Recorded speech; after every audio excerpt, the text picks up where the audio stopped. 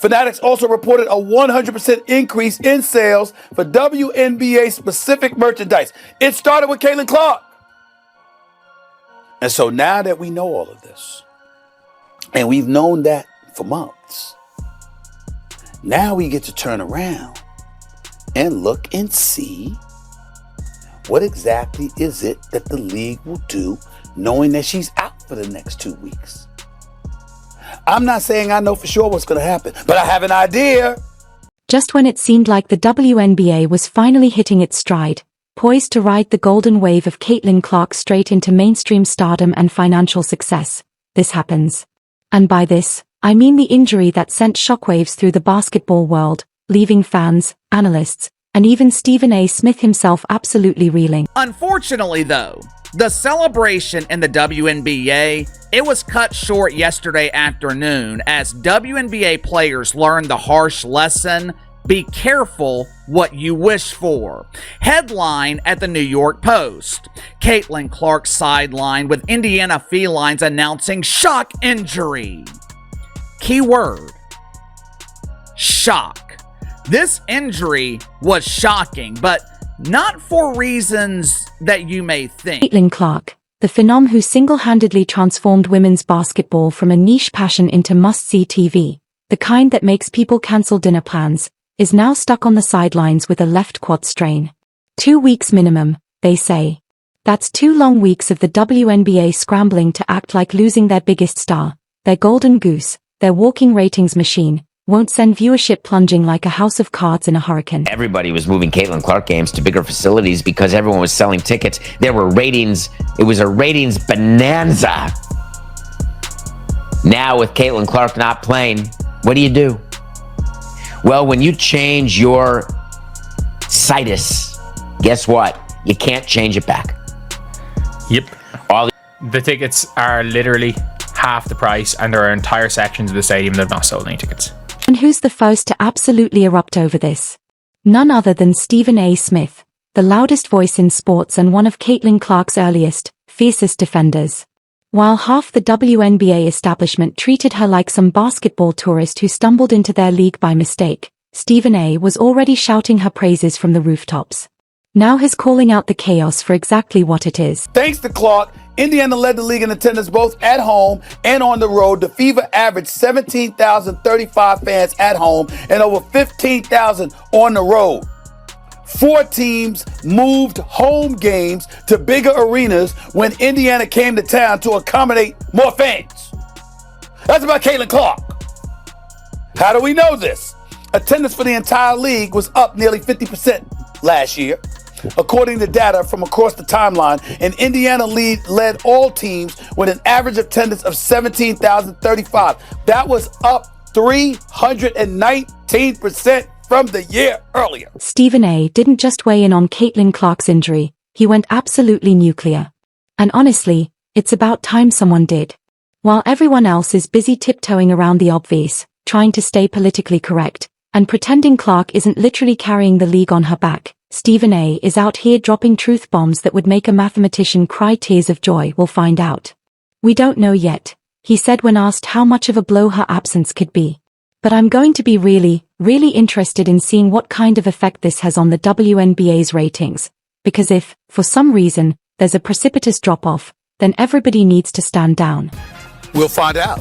We don't know yet, but I'm going to be really interested in seeing, Molly, what kind of effect this has on the WNBA's ratings. Because if for some reason there is a precipitous drop-off, then everybody needs to stand down and recognize the fact that the speculation or the assertions and assumptions about her being the golden goose is validated. If you're enjoying this, go ahead and subscribe, because Stephen A., you beautiful, logical genius. He's saying what everyone should be saying, and let's be honest, he's absolutely right. The man's practically sitting there with a stopwatch, ready to mark the exact second the WNBA wakes up and realizes it's been taking its most valuable asset for granted. It's like watching someone complain about being broke while ignoring a pot of gold sitting in their living room. And Stephen A.? He's the guy shouting, the gold is right there. Now let's talk numbers for a hot second, Because apparently, some folks in the WNBA front office need both a calculator and a serious reality check. Games featuring Caitlin Clark this season have averaged 1.178 million viewers. Games without her? Just 394,000. That's not a dip. It's a 199% chasm. So wide you could drive a freight train through it. To make it painfully simple for even the most mathematically challenged XX. Clark's games are pulling triple the viewers. 3 times more. Became the first rookie with at least 25 points, 5 assists, and 5 rebounds in a playoff game. That was Caitlin Clark. Became the 4th different rookie to play all 40 minutes in a playoff game. That was her. I'm looking at other things. 6 different league television partners. This is last year. This is last season. Because this is Caitlin Clark that we're talking about.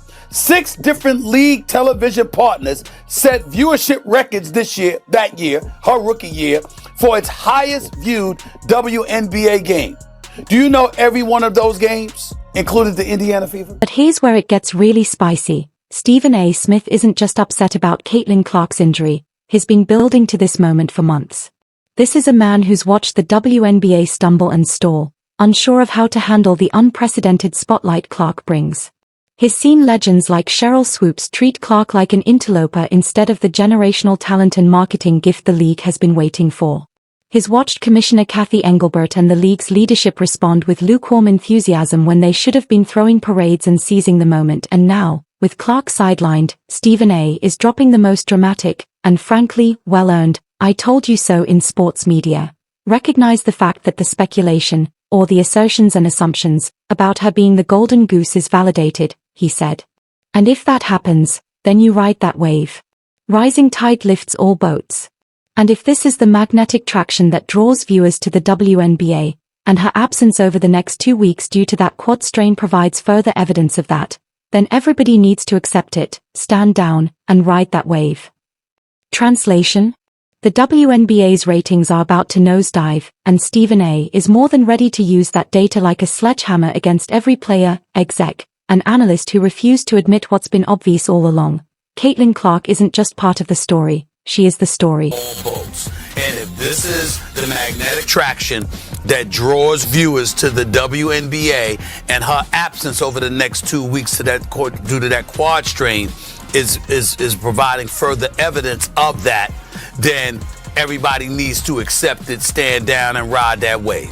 I'm going to be really interested in seeing how the ratings are going to look without her over the next 2 weeks. Let's make sure we come back and ask me this exact same question after she's been gone for those 2 weeks. Let's rewind for a moment and talk about how we got here. When Caitlin Clark entered the WNBA, she didn't just bring hype, she became a one-woman economic stimulus package. Her debut game with the Indiana Fever against the Chicago Sky drew a staggering 2.7 million viewers on ABC, making it the most-watched WNBA game ever aired on ESPN platforms. That number wasn't just impressive, it was downright miraculous for a league that's been clawing for mainstream relevance for over 2 decades. But here's the kicker. Instead of the WNBA brass dropping to their knees in gratitude to whatever basketball god sent them this once-in-a-generation star, we got lukewarm press releases and cookie-cutter social media posts. It was as if they were embarrassed by their own success, too hesitant, too politically cautious, or maybe too proud to admit that one player was making this much of a difference. Stephen A. Smith saw this unfold in real time. And ever since, he's been a volcano simmering beneath the surface, watching Clark shatter viewership records, sell out arenas, and single-handedly yank the WNBA into the national conversation, while certain players and pundits pretended she was just another rookie, unworthy of the spotlight she undeniably earned. We know what she brings to the table. But people wanted to hate because why? You had a bunch of players in this league that watched this young white girl come along and take the league by storm. And they resented it because they saw the marketing prowess that she had. They ignored the fact that you got chartered flights because of this girl. They ignored the fact that ratings were going through the roof because of this girl. Instead, they resented it because they said, yo, we were doing stuff long before Caitlin Clark got here. And y'all wasn't paying attention then. But now the young white girl comes along and y'all want to sit up there and shower all of this praise and all of this attention that was earned before she ever came along. The resentment is understandable, but it's not about Caitlin Clark. It's about what she represents. My point is, grow up. Stephen A. Smith has been one of the few voices consistently defending Caitlin Clark against a wave of critics who, frankly, seem more focused on guarding their own egos than embracing the rising tide lifting everyone around them. While some former WNBA players threw shade and let resentment cloud what should have been a moment of collective celebration, Stephen was there, unapologetically calling it out. They act like there isn't or hasn't been legitimate resentment, he said, directly addressing the uncomfortable truth so many others avoided. But let's be honest, nobody's fooled. And now, we're watching his prediction unfold in real time. Clark isn't just missing random mid-season games, she's missing the games, high-profile, marquee matchups that were supposed to be television gold. That much-hyped rematch against Angel Reese and the Chicago Sky? Gone. Multiple nationally televised showdowns that networks had circled on the calendar as sure bets for monster ratings? Poof. The financial implications here are staggering. The Indiana Fever isn't just losing its best player, they're losing their entire business model. Clark isn't only the team's top scorer and assist leader, she's the engine powering ticket sales, TV ratings, and merchandise revenue. Without her, the Fever go from being must-see TV to just another WNBA team that most casual fans couldn't pick out of a lineup. Look, I think Stephen A is 100% correct on this. At the end of the day, you already see people actually saying, hey, I'm not watching for 2 weeks. I'm not tuning in for 2 weeks. And it's really bad news for the Mystics and the Sky, because both of those teams moved those games to big arenas. So it's like, now that she's not playing, what is that attendance going to look like? The viewership, right? The viewership is going to plummet. I already know, because majority of the people that's watching the Indiana Fever wants to see Caitlin Clark. And sad to say it, a lot of them only want to see Caitlin Clark. They don't really care about the entire team. Here's where Stephen A. Smith's frustration truly boils over. This was all preventable. Not the injury itself. Injuries are an unfortunate part of sports, but the lack of protection and prioritization for the league's most valuable asset. All season long, Clark has been absorbing hits that would make NFL linebackers wince: flagrant fouls, dangerous plays, reckless targeting. And how did the WNBA respond? They brushed it off like it was just part of the game. Stephen A., like so many fans watching in disbelief, has likely been shouting at his TV for weeks.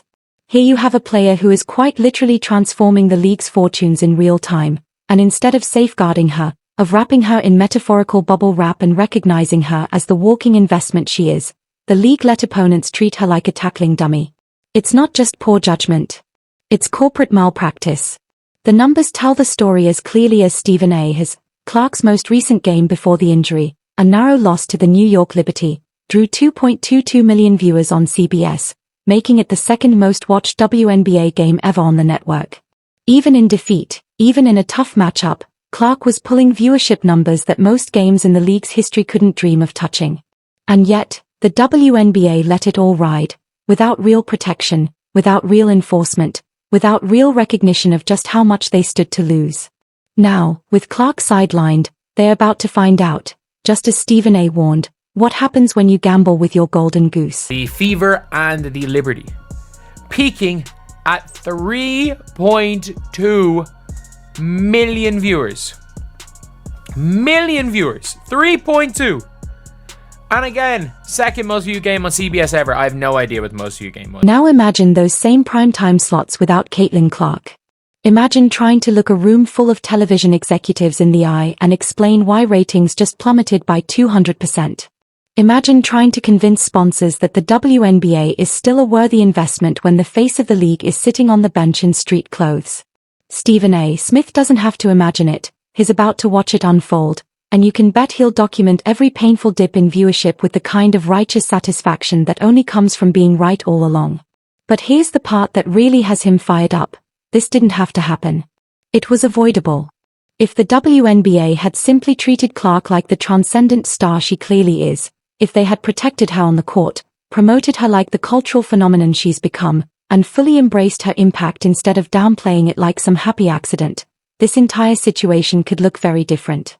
The Clark effect isn't just about one player lighting up the stat sheet. It's about the ecosystem of women's basketball. When she plays, she brings in viewers who never gave the WNBA a second glance. She sells out arenas. She turns casual fans into diehards. But when she's injured, those same new fans are going to tune out faster than you can say quad strain. And once they're gone, good luck getting them back. The league was handed a golden opportunity, and now, it might be slipping through their fingers. I really cannot make this up. When she's not playing, ticket prices, merchandise sales plummet. Viewership declines when she is not suited up in uniform. The numbers do not lie, guys. Caitlinclark is the biggest box office attraction in the WNBA, period. Facts over feelings. Stephenasmith understands something that the WNBA leadership still seems to be missing. Caitlin isn't just another player, she's a phenomenon. She's not simply contributing to the league's momentum, she is the momentum. She's the bridge between the WNBA's long-standing struggle for relevance and a future where women's basketball finally commands mainstream attention. And now that bridge is temporarily closed for repairs, leaving the league stranded on the wrong side of irrelevance once again. The most maddening part? None of this should be surprising. When you have a player drawing ratings that rival NBA broadcasts, when you have someone who is single-handedly shifting the national conversation around women's sports, you protect that investment at all costs. You don't let opponents hack her, body check her, and commit flagrant fouls without consequence. You don't treat your golden goose like just another roster spot. But the WNBA did exactly that. Now, Stephen A. is sitting back with the biggest I told you so in recent sports memory, and it's going to echo for weeks. Because when the ratings for Clark-less games start rolling in, and viewership crashes back to pre-Clark levels, he'll be the first to point out that this wasn't just predictable, it was preventable. The fans are already telling the story. Clark's massive following, the millions who tuned into the WNBA for her, are loudly making their displeasure known. Social media is flooded with fans announcing they won't watch until she returns. They're not just disappointed, they're done. Because the player who finally made them care is gone, and without her, the league looks a whole lot like the one they never paid attention to in the first place. I mean, with Caitlin being out of the picture, you know what's already happened in the WNBA? Yeah, that's right. Those ticket prices went way down. And you would think most of the ladies in the league would want to wish Caitlin a very speedy and successful recovery, because without her in that league, it's going back to where it was before she even got drafted to the Indiana. And honestly, can you blame the fans?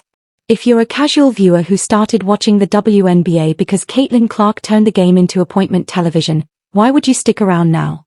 Why would you choose to watch games that feel like switching back to black and white TV after experiencing full-blown Technicolor for the first time? Stephen A. Smith sees all of this unfolding, and you can practically hear him warming up his vocal cords for what's shaping up to be the biggest I told you so in sports media history. Because this moment isn't just about one injured player, it's about a league that somehow managed to fumble lightning in a bottle. The next few weeks will serve as a referendum on everything Stephen has been saying for months about Clark's singular value to the WNBA. And based on the mountain of evidence, every record-breaking rating, every sold-out arena, every piece of merch flying off the shelves, he's about to be proven more right than even he probably wanted to be. Because when the dust settles and the numbers come in, the WNBA will be forced to confront a cold, inconvenient truth. They had their savior, and they took her for granted. And now, with Clark sidelined, they get to find out, painfully and publicly, what life looks like without her.